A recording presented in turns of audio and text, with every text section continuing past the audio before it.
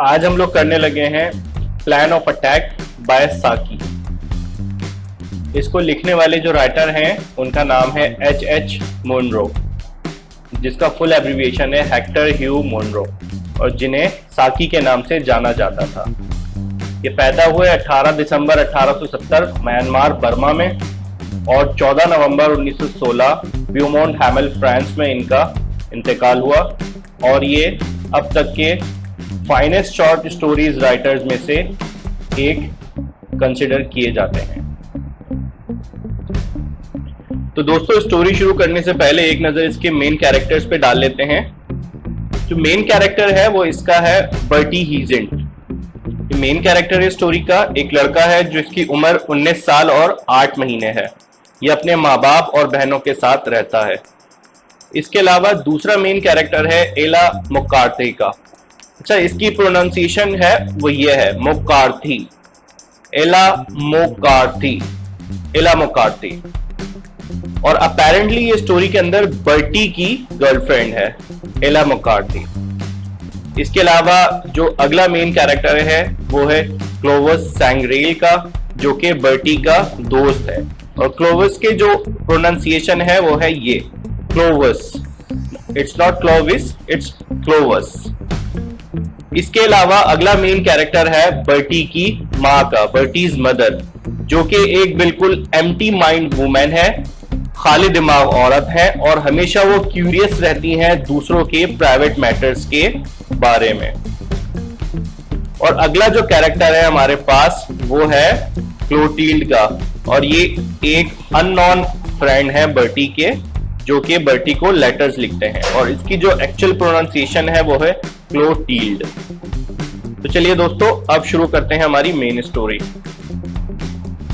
जी दोस्तों, हम स्टोरी का आगाज करने लगे हैं। अपनी स्टोरी का आगाज होता है एला मुकार्थी से, जो कि ग्रीन कलर की चेयर पर बैठी हुई है केंसिंगटन गार्डन्स में, और वो वेट कर रही है अपने बॉयफ्रेंड बर्टी का। बर्टी एक 19 साल और 8 महीने का लड़का है जो कि अपने माँ बाप और बहनों के साथ रहता है। एला का मूड अचानक से तब्दील हो जाता है जैसे ही बर्टी पहुंचता है। एला उसे जो तोहफा उसने रुमाल का दिया था एला को, उसका शुक्रिया अदा करती है, और उसके साथ साथ वो किसी चीज की तरफ इशारा करती है जिसने उसके तोहफों का मजा किरकिरा कर दिया है। वो उसे लिखना चाहती थी और शुक्रिया अदा करना चाहती थी, लेकिन वो नहीं कर सकी बर्टी की माँ की वजह से। मिसेस हीजेंट, जो कि बर्टी की माँ है, उनकी ये खराब आदत थी कि घर में जो भी लेटर्स आते थे, प्राइवेट लेटर्स बर्टी के नाम या किसी के भी नाम, उनको वो खोल लिया करती थी, जिसकी वजह से एला बर्टी को शुक्रिया का खत नहीं लिख सकी।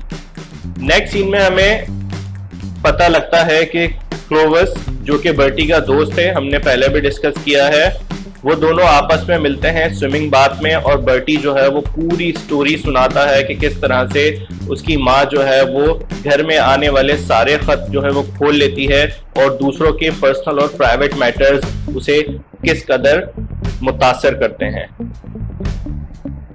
स्विमिंग बाथ की कन्वर्सेशन के 1 या 2 दिन बाद एक लेटर, जो कि बर्टी हीजेंट के नाम होता है, वो लेटर बॉक्स में गिरता है उनके घर के, और वहां से मिसेस हीजेंट के हाथों में।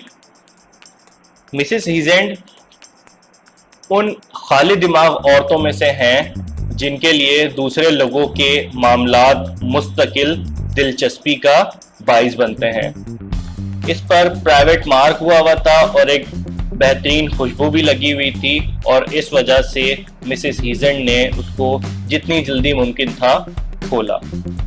इसमें लिखा था, माई डियरेस्ट बर्टी, मेरा ख्याल है कि तुम बहुत बहादुर हो और इसमें बहुत हिम्मत लगेगी, और जेवरात के बारे में मत भूलना, उनमें एक तफसील है और तफसील में मुझे बहुत दिलचस्पी होती है। योर्स एज एवर क्लोटिल्ड, हमेशा तुम्हारी क्लोटिल्ड।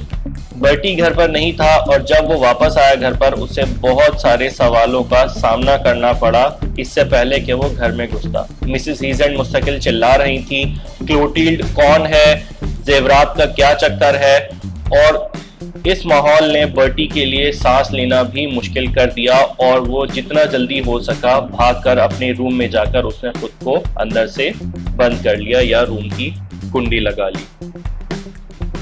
1 घंटे के बाद एक और लेटर जो कि बर्टी के नाम था और उस पर भी प्राइवेट लिखा हुआ था, लेटर बॉक्स में पहुंचता है।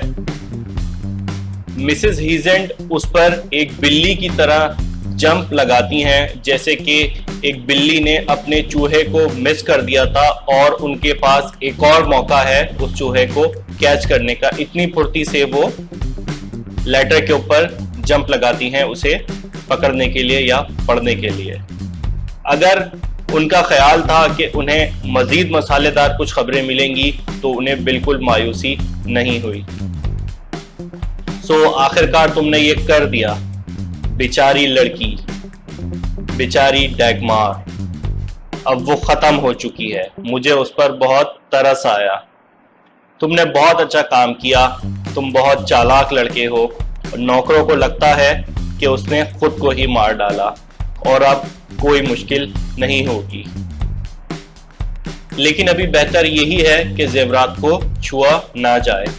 क्लोटिल्ड।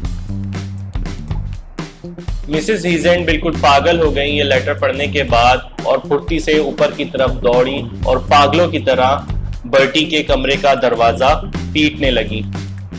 एक लंबे बहस और मुबाहिसे के बाद बर्टी और मिसेस हीजेंट के दरमियान कोई सॉल्यूशन नहीं आया बेडरूम से। लेकिन उसी लम्हे एक और लेटर पहुंचा। शाम की आखिरी डाक थी वो, और वो लेटर भी बर्टी के नाम था। उसमें लिखा था, डियर बर्टी, मेरा ख्याल है मैंने तुम्हारे दिमाग को ज्यादा मायूस नहीं किया होगा उन स्टूपिड लेटर से जो मैं भेज रहा था एक इमेजिनरी क्लोटिल्ड के नाम। तुमने मुझे बताया था एक दिन कि कुछ नौकर या कोई और तुम्हारे घर में तुम्हारे लेटर्स खोलता है, तो मैंने सोचा कि क्यों ना उनको कुछ एक्साइटिंग दिया जाए पढ़ने के लिए और शायद ये शौक उनके लिए अच्छा रहे। योर्स क्लोवस सैंग्रेल। तुम्हारा क्लोवस सैंग्रेल। मिसेस हीजेंट बहुत शर्मिंदा थी और बर्टी ने इसका ज्यादा से ज्यादा फायदा उठाया, उन्हें डराकर धमकाकर कि वो जा रहा है एक डॉक्टर को लाने, और उन्हें इस बात की अच्छे से खबर थी कि वो एक बेवकूफ कहलाएंगी अगर ये स्टोरी मशहूर हो गई तो। उन्होंने बर्टी से वादा किया कि अब वो उसके लेटर्स कभी नहीं खोलेंगी और क्लोविस बर्टी का सबसे अच्छा दोस्त साबित हुआ। तो दोस्तों, ये एक और शॉर्ट स्टोरी यहाँ पर कंप्लीट होती है, प्लान ऑफ अटैक बाय साकी। उम्मीद करता हूँ आपके अच्छे से समझ आ गई होगी। वीडियो को लाइक कीजिएगा, चैनल को सब्सक्राइब कर लें अगर अभी तक आपने सब्सक्राइब नहीं किया है, ताकि आपको मेरी आने वाली मजीद वीडियोस से अपडेट मिलते रहे, क्योंकि मेरे चैनल पर ग्रामर, लैंग्वेज, टेक्स्ट, हर तरह की इंग्लिश से रिलेटेड वीडियोस अपलोड होती हैं। बहुत शुक्रिया वीडियो देखने का, अपना ख्याल रखिएगा। अल्लाह ने के बाद।